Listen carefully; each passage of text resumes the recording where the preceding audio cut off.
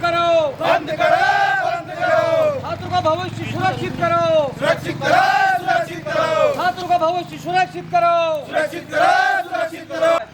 छात्रों की है एक पुकार, बंद करो ये भ्रष्टाचार, छात्रों की है एक पुकार, बंद करो ये भ्रष्टाचार। हमारा हक हमें दिलाओ, पेपर लीक की जांच कराओ, हमारा हक हमें दिलाओ। पेपर लीक की जांच कराओ। युवा कांग्रेस ने यहाँ पर प्रदर्शन किया है, धरना दिया है। और क्या कहना चाहेंगे छात्रों की आवाज के रूप में आप इस पूरे प्रदर्शन को लेकर? मैं बस इतना कहना चाहता हूँ कि 10-12 साल से ये सरकार है और इसने 70 पेपर लीक हो चुके हैं। अब और कितने पेपर लीक होंगे? मैं सरकार से पूछना चाहता हूँ कि 70 पेपर लीक हो गए हैं। आप 3 साल बच्चा तैयारी करता है, 4 साल तैयारी करता है नीट की, इतना मेंटल प्रेशर होता है उसमें। अब आप देख लीजिए, परसों एक न्यूज आई कोटा से, एक बच्चे ने सुसाइड कर लिया वहाँ। अब न जाने कितने बच्चों ने सुसाइड कर लिया होगा। आप एक बात बताइए, कितने मेंटल प्रेशर से गुजर रहा है एक बच्चा?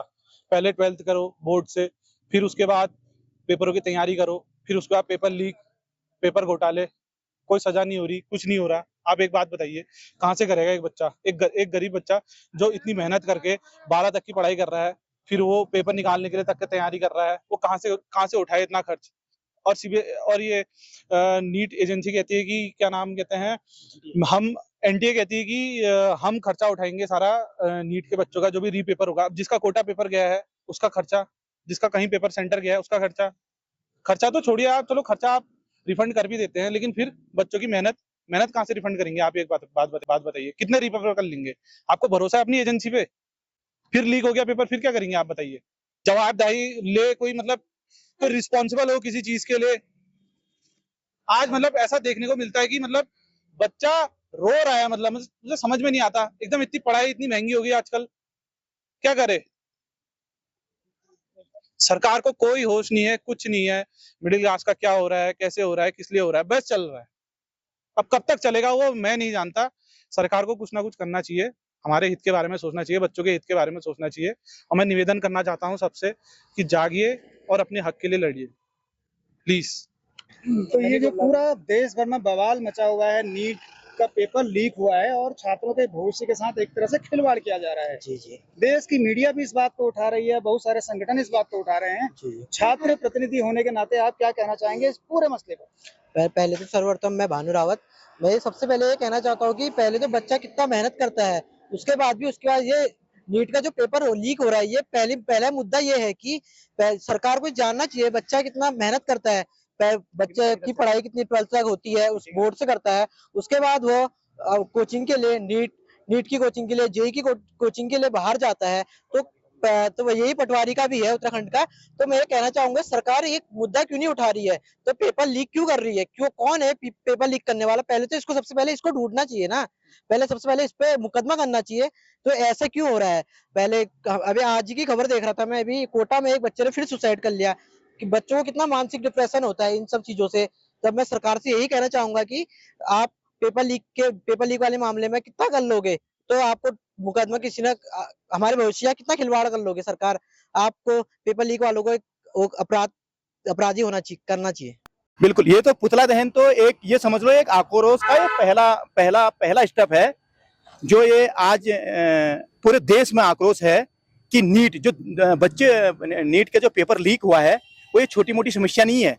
ये देश का एक बहुत बड़ा, एक भविष्य के साथ जो युवा लोग हैं, तो वो देश की रीढ़ की हड्डी माने जाते हैं। और जो पेपर लीक हुआ है, वो लीक हुआ नहीं, करवाया गया है।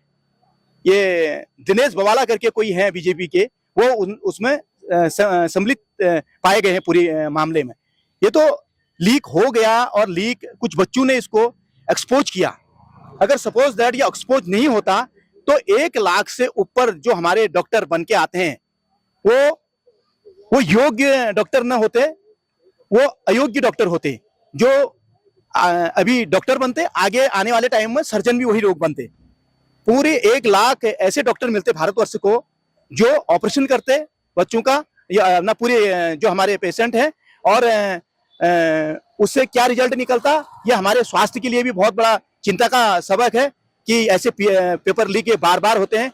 और जो हमारे नेशनल टेस्टिंग एजेंसी है, एनटीए, तो वो ये बोल रही है कि भाई इसमें हम दोबारा इसको कर देंगे या इस फिर करवाएंगे।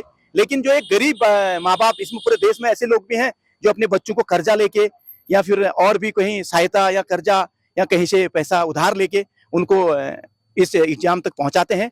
तो उनके लिए क्या होगा? उनके लिए तो ये लास्ट एग्जाम है।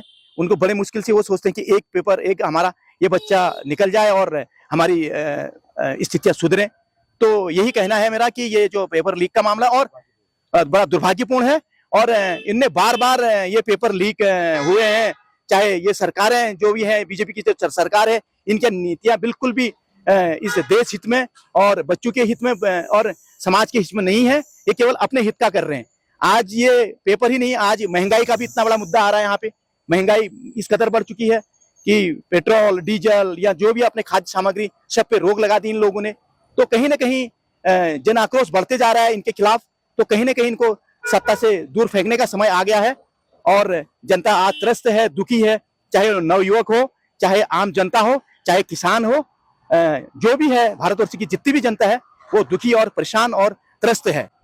तो आज ऐसा समय आ गया है कि आप इन सरकारों को उखाड़ के फेंकने का समय आ चुका है और सावधान इंडिया, सावधान रहने की जरूरत है। जागो इंडिया जागो और जाग के सरकारों के इस जो ये चाहते हैं अपने हित के लिए, उन्हें जो भी पूरे प्रोपेगेंडा अपने हित के लिए अपना रखा है पूरे देश भर में, यह अब जनता समझ चुकी है और इनको बैक टू पवेलियन भेजने का समय आ चुका है। धन्यवाद। तो उम्मीद करते हैं छात्रों की आवाज संबंधित विभाग तक, अधिकारियों तक, सरकार तक, एजेंसी तक जरूर जाएगी और इसका कुछ ना कुछ हल जरूर निकलेगा। क्योंकि वो कहते हैं ना कि उम्मीद पर दुनिया कायम है। हम भी और ये सभी छात्र और देश भर के वो तमाम छात्र जिन्होंने मेहनत की थी और उनको रिजल्ट के रूप में लीकेज मिली, पेपर लीक मिला, उनके साथ भी न्याय हो, ऐसी हम कामना करते हैं। नमस्कार।